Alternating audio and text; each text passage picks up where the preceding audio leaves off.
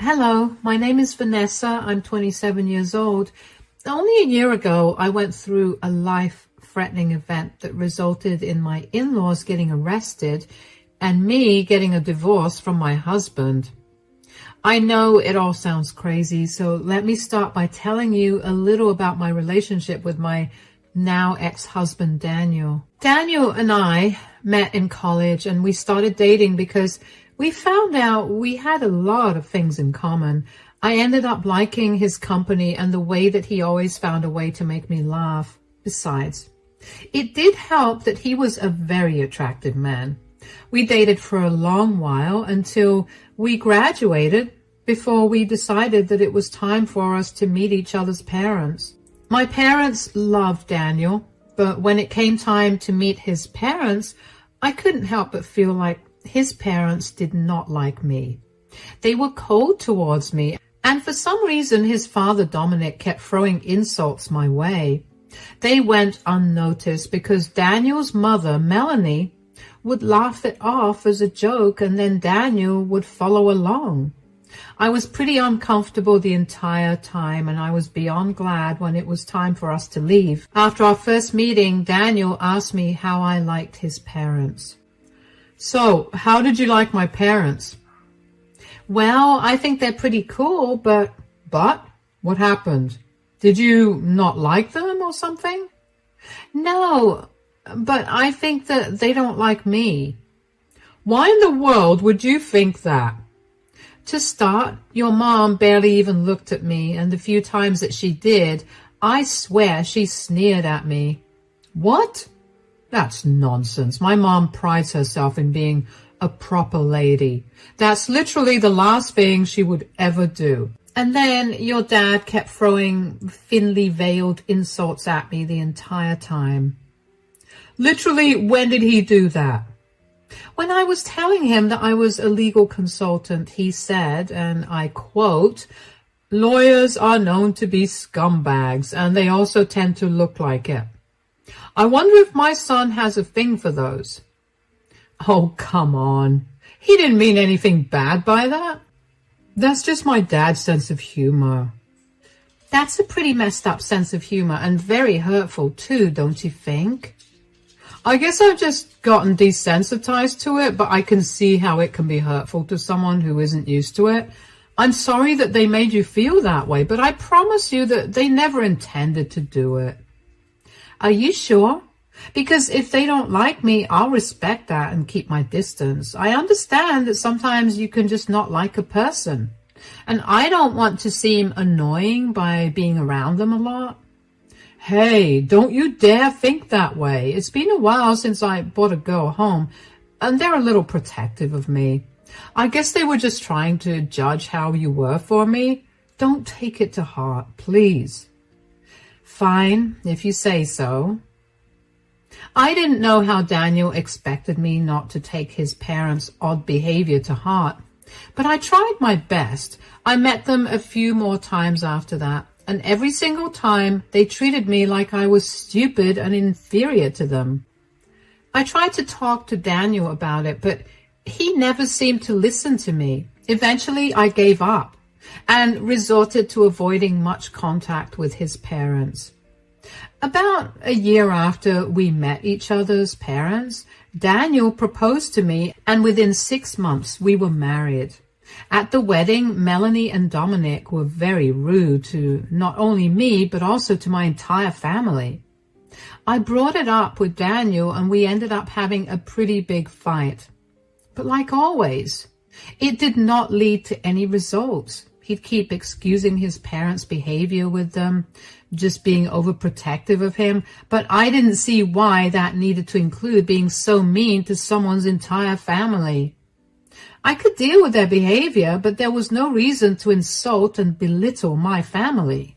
After that, I pretty much barely spoke to either of them, and that was the way it was for a good 6 months. Daniel tried his hardest to mend the relationship between me and his parents, but every time I caved and went to visit them, they'd get more egregious with their insults. I will say that no matter what they said or did, I never once retaliated. I was always nice to them, and I never penalized Daniel for not taking my side. I only expected an apology when they took it too far. One day, Daniel came back home from work and told me that his mom called and she invited us on a camping trip with her and Dominic. So my mom called me today. Oh, what did she say? She told me that she and Dad were going on a camping trip this weekend. That's nice. Good for them. Yeah, well, they invited us too, and I really want to go. You can go if you want to, sweetie. What about you? They invited you along as well. In fact, Mom insisted that you come along. Really? Why? She never liked me to begin with. This again. My mom loves you. She's just not openly affectionate. Honey, she tried to push me into our wedding cake at our reception. I don't think she likes me at all. So you're just going to turn down their invitation because you think that she doesn't like you. I just don't see why I should be there. I mean, I'll only ruin the mood considering how your parents and I don't really get along so well. That's nonsense. What has my dad ever done to you? He hasn't done anything, but he's sure had a lot of insults to throw my way whenever you're not around, which, by the way, your mom finds hilarious. Are you trying to make my parents seem like some evil in-laws or something? Because I do not appreciate that at all. Daniel, I'm not trying to do anything like that. I've been trying to tell you from the start, but you would never listen to me. I don't feel comfortable being in the woods with two people who blatantly dislike me. It's just not my cup of tea. Why can't you see this as my parents' attempts to make things up then? I mean, they were adamant about bringing you along anyway. Maybe they're trying to clear all your suspicions about them not liking you. How would they even know about my suspicions?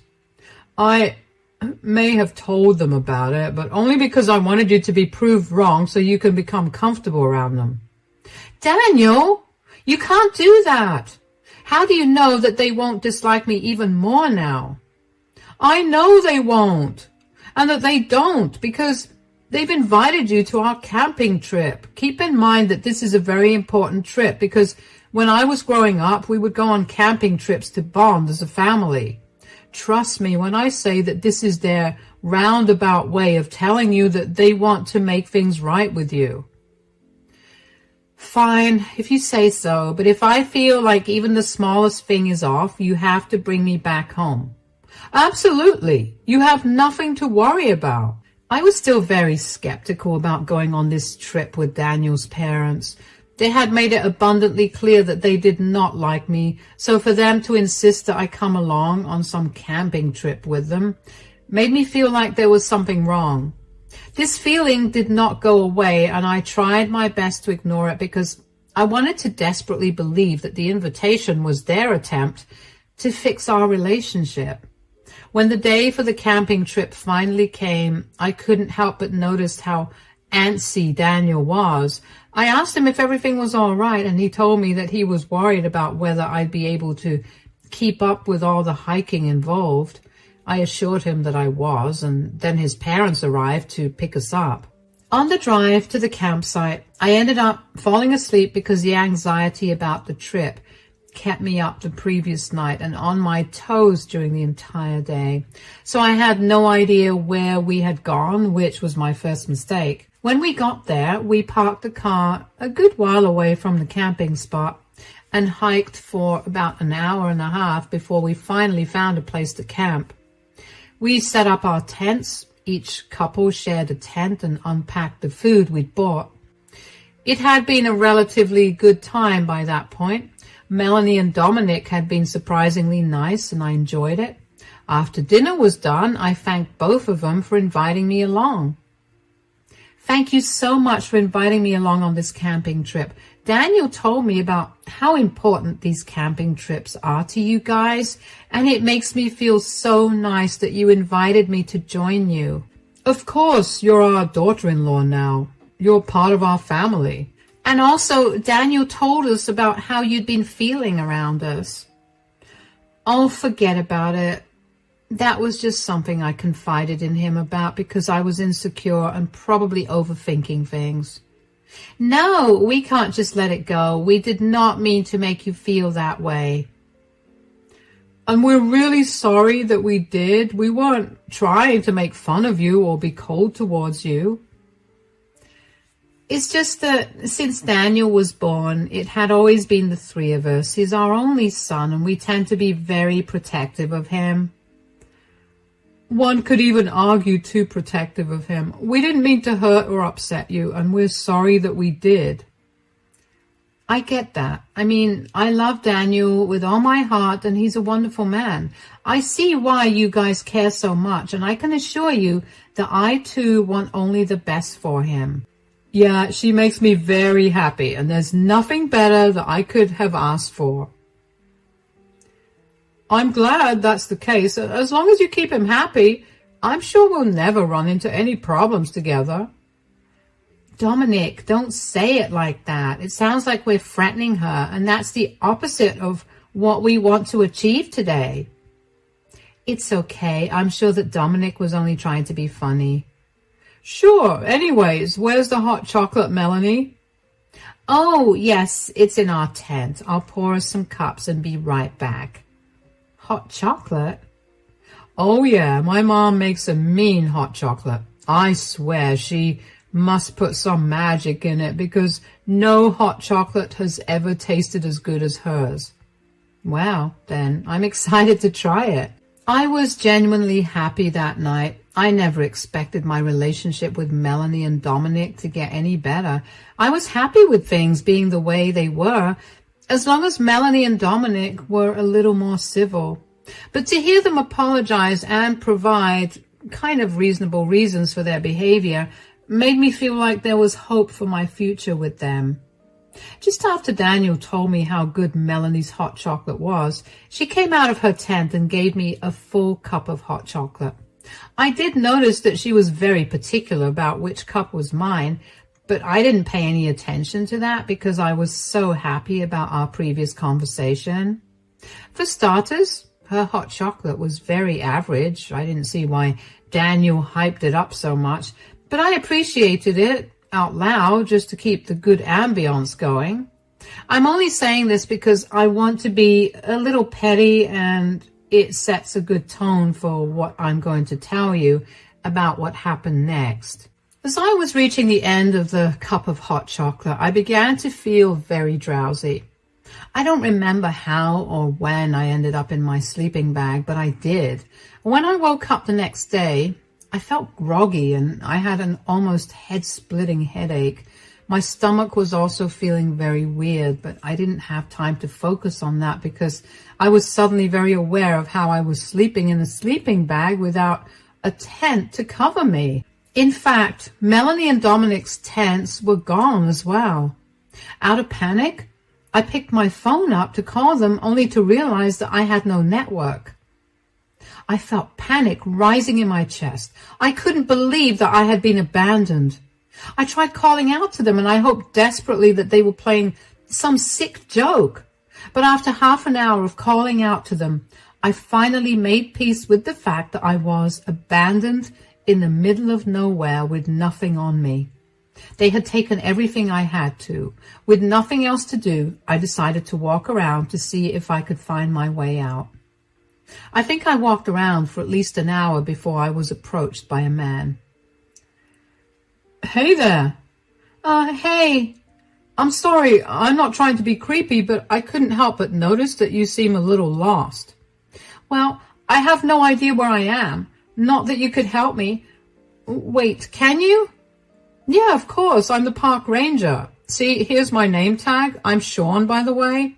My buddy and I were scouring the area because we thought we heard the rustling of leaves and such, and we figured that there was someone around here. You know, this is a prohibited zone, right? Oh my gosh, I'm so sorry. I had no idea. It's okay. You do look a little worse for wear. Why don't you follow me to the cabin and tell me how exactly you got lost? Sure. What do you want to know exactly? I came here camping. I went to sleep, and when I woke up, it was late in the afternoon, and I was lost. Did you come here to camp alone? No, I came here with my husband and his family, but they all left me behind. which is why I ended up wandering around so I could find some way to get back home. They just left you behind? Yeah, and the funniest part is that I was just beginning to think that his parents liked me. Turns out they didn't. That's rough. But how did you not hear them clear everything out? I mean, they couldn't have been very quiet. I know, right? That's what I was thinking too. I mean, I even slept in very late, and that never happens. I have a very strong built-in clock that never lets me sleep past 8 a.m. no matter when I go to sleep. Your body clock is amazing, but your not waking up is odd. Do you think there was any foul play at hand? You know what? Maybe there was. Why do you say that? Well, last night I had my mother-in-law's famous hot chocolate, which after I finished drinking, I began to feel really drowsy. At the time, I just thought that I was very tired from the hike, but now I don't think that was it. Okay, I'm sure there was some foul play here. Anyway, we're at the cabin. I'll call our main office to get you a ride there, and then we can figure out how to deal with your situation. Thank you so much for helping me. Of course, that's my job here. I was so grateful for Sean. I mean, if he hadn't found me, I don't know what would have become of me. I will admit that I was slightly terrified when he approached me. I mean, think of all the horror films you've watched. Nothing good has ever come out of a man approaching a lady in the woods. Not to mention, Sean wasn't wearing any uniform, so I was even more terrified. But one look at his badge and I felt better. It took us a while to get to the cabin. After we got to the cabin, Sean called for a vehicle to take me out of the dense wood. While we waited for the car to arrive, Sean asked me a few more questions about what had happened. I told him everything as I remembered it. Sean asked me if I wanted to get the police involved in what happened. He told me that he had a few friends at the police station in our district, and he could help me out if I wanted to. At first, I was tempted to tell him no out of pure alarm, but then, the more I thought about it, the more I realized that it would be best if I did at least get some revenge on Daniel, Melanie, and Dominic. I needed to find out if they drugged me and what they used to drug me. So I told Sean that I would be okay with getting the police involved, and he quickly made a few phone calls. Just as the car for me arrived, Sean told me that the cops would be waiting for me at the main office. I thanked him profusely for his help, and he smiled at me. When I got to the main office, at least 6 cops were waiting for me there. One of them rushed up to me and asked me if I'd be comfortable giving my blood to run some tests on it, and then going down to the police station. I consented to it and followed whatever they wanted me to do. Over the next few hours, I spent a lot of time detailing the events of the camping trip to the officers and then waiting for the blood test reports. As soon as I got some signal on my phone was flooded with messages about money being withdrawn from my account. Now, I didn't have anything on me, so I knew that either Melanie, Dominic, or Daniel was stealing from me. I immediately told the officers about this, and they looked into it. After a little digging, they figured that the withdrawal was made at the ATM near Melanie's place. By this point, I was practically shooting steam from my ears because of how angry I was. I couldn't believe the audacity of that family. I couldn't wait for them to be put in their places. When the reports finally came, I was told that I had been administered a near lethal amount of sleeping pills. My heart started racing when I heard that. I couldn't believe that I was even alive, and that Melanie and Dominic would go so far as to show me how much they hated me. The officers told me that all 3 of them would be charged with drugging and robbery if I wanted to press charges, and you can bet that was what I wanted to do. The officers asked me if I would like to ride along with them, and of course I wanted to. I wanted to be there to see the shock on their faces when they saw how their actions caught up to them. After the officers got a warrant for the arrest of Melanie, Dominic, and Daniel, and a warrant to search their house, we were off. When we finally got there, I walked up to the door and knocked on it. Keep in mind, by this point, it's well past 9 p.m. and not once did I hear anything from the three of them. Melanie opened the door and looked shocked to see me with 6 cops standing behind me. "Oh, hey, Vanessa, where have you been? We've been worried sick." "Save it, Melanie. You guys tried to drug me and rob me." "That's not true." "Oh, really? Then why did I wake up all alone in the forest with nothing on me except my phone, which I had thankfully kept in my pocket, and you lot didn't seem to check?" "What? What are you talking about? We tried to wake you up when we were going on a hike in the morning, and you insisted that we go alone. You told us that you'd meet us back home." "Are you seriously lying to my face right now?" "I'm not. And this is a family matter. Why did you involve the cops in this?" "I had to because I had been drugged and left alone in the woods. Besides, they're here to arrest you guys." "Arrest us? Why in the world?" "Officers, she's always been very unstable and she's been prone to making up lies to suit her narratives. We've been nothing but kind to her and she's always tried to pick on us for it." "That's a load of lies and you know it." "How can you even prove that we drugged and robbed you? This is unconstitutional." "Right here. I have my blood reports which show that I had a near lethal amount of sleeping pills in my system." "You could have taken them yourself. How can you prove that we did it?" "Daniel knows that I don't have any sleeping pills because they mess me up badly, and I feel groggy and restless for the rest of the day. There has never been a time in our entire relationship where I've taken sleeping pills." "So, they could have been Daniel's pills that you stole. You don't like nature, and maybe you were trying to fall asleep quicker." "I know for a fact that Daniel didn't carry them because I packed our bags for the trip, and he had been home all day, so he could not have gone out and bought them either. So that just leaves you, Melanie, and you, Dominic." "We did not do that." As for the robbery, once I managed to get the network on my phone, I got a ton of messages telling me that so-and-so amount of money has been debited from my account. A quick look at where this money had been withdrawn shows me the ATM just a block away from your house. "That's circumstantial. You have no way to prove that we did any of that. You just hate us, and you want us to not be a part of Daniel's lives." "Do I want that, or are you projecting onto me what you wanted to do with me? Anyway, everything I just said will be proven now. The police have a warrant to search the house and your car. Move aside and let them do their jobs." Dominic tried to protest but was quickly detained by an officer. A quick search of Melanie and Dominic's bedroom and the cops found an almost empty bottle of sleeping pills and a receipt showing its purchase only the day before. I don't know about you, but that's pretty incriminating evidence.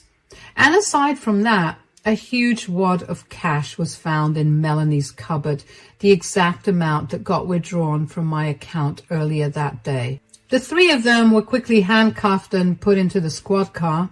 Another small victory for me was that Melanie and Dominic's yelling drew the attention of a few of their neighbors, who all came outside and witnessed the three of them getting arrested and put into the police squad cars. I was glad that their good reputation around the neighborhood was going to go to the trash. Thankfully, all of my things were in their house, so I had my keys and wallet safely in my possession pretty quickly. One of the officers escorted me home after the three of them got arrested, and I thanked him a lot for everything he did. When I opened the door to my home, I finally felt all the emotions that I had held myself back from feeling. I pretty much broke down as all the stress and hurt crashed down on me. I couldn't think of a single thing I did to any of them for them to have treated me that way, especially Daniel. My answers did come to me, but only after months of courtroom visits for the trial of Melanie and Dominic. What about Daniel? Well, he turned on his parents and said that he was coerced into doing it. He said that he was only a witness to everything that happened and that he never did anything to aid his parents. There was no evidence to prove otherwise, so Daniel only got a few hours of community to complete. During this entire time, I filed for a divorce from Daniel. Right after he got let go by the police, he decided that the first thing he needed to do was come visit me. I saw that he was standing at my door through the security camera and debated opening the door to him. I got too curious, so I ended up opening the door. "Hi, Vanessa. What do you want?" "Look, I just wanted to apologize for everything that my parents did to you. I realize now that you were right about them not liking you. I should have listened to you, and I'm sorry that I didn't." "Your apology means nothing to me right now, and don't act like you weren't a part of their entire scheme." "I wasn't. They forced me to go along with them." "How did they do that? Did they tie you up and take you hostage? Did they drug you too? Did they blackmail you?" "No, they just told me to follow along without asking any questions." "Why did you think it would be a good idea to come here and apologize to me? You clearly didn't care about me. I was gone for almost an entire day, and not once did you try to find me." "Just because I didn't try to find you doesn't mean I wasn't worried sick." "Right, because being worried sick would have saved me if I had been harmed or hurt. Thank you, Daniel, for taking such good care of me." "I know that I hurt you deeply and that I've definitely hurt our relationship, but if you could just give me a chance to prove..." "Chance? Ha! You're not getting any chances, Daniel. I want nothing to do with you. This is it. The end. You need to leave me alone and never interfere with my life again." "But I didn't do anything. It was all my parents doing." "Yeah, you didn't do anything, but that's exactly the problem, isn't it? You just stood by and watched as your parents almost killed me and robbed me. You're lucky that you got away without a punishment. You'll be served the divorce papers soon. Goodbye." I slammed the door in Daniel's face and couldn't help the large smile that bloomed across my face. I had finally won, and I managed to get a hold of my life again. I didn't have to worry about whether I was overthinking things again and if I was going crazy. A few weeks after Daniel's hearing was done, Melanie and Dominic's hearings took place. They pleaded guilty to all their charges and were sentenced to 10 years in jail for it. They were also ordered to reimburse me for all the emotional damage that they had inflicted on me. Let me tell you, nothing was more satisfying than seeing the two of them listening to the sentences for their crimes with their heads held low. The once proud and egoistic people were finally brought down to earth thanks to their actions. I was only lucky that day that I happened to run into Sean, who, by the way, has become a good friend now, although I think it's safe to say that I'm done with camping now. As for Daniel and my divorce, thankfully, Daniel didn't make it a hassle.